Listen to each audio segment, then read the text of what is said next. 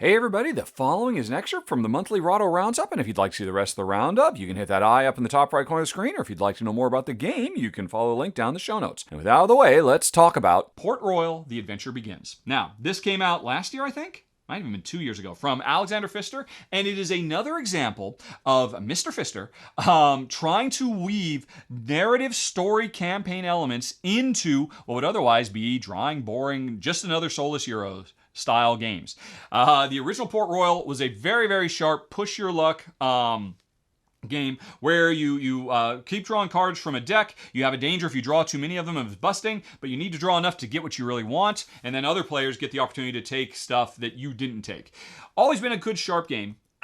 The new game, though, is really impressive because it adds a bunch of, I'm sorry, not the new game, the expansion adds a whole new type of pirate ship, the concept of ships that can be taken for their money or give you other things if you fight off the pirates, or I guess I should say if you parlay with the pirates instead of fighting them off, and that's pretty cool. New people you can recruit that have different special powers, a lot of really cool stuff. But all these things are drip fed to you through a multi-story campaign, and that campaign is driven by an event system where every time you play, because you can, like before, play cooperatively or competitively. If you have to solve, if you play cooperatively or solo, a series of specific events before time runs out.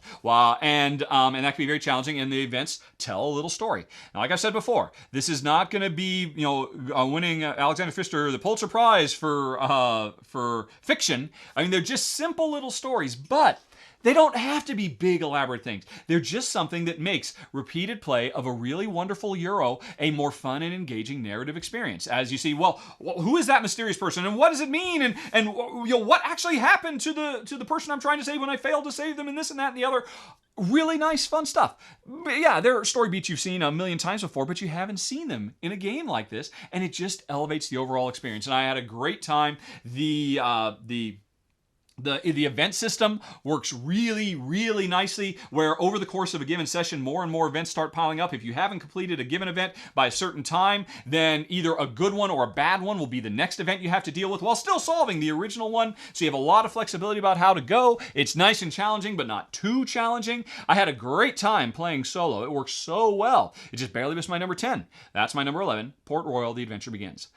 And thanks for watching, folks. If you enjoyed it, please like and subscribe. It makes a huge difference, believe me. But with that out of the way, if you'd like to see some more, over on the left, you can find a playlist of a whole bunch more Rahdo Rapid reviews.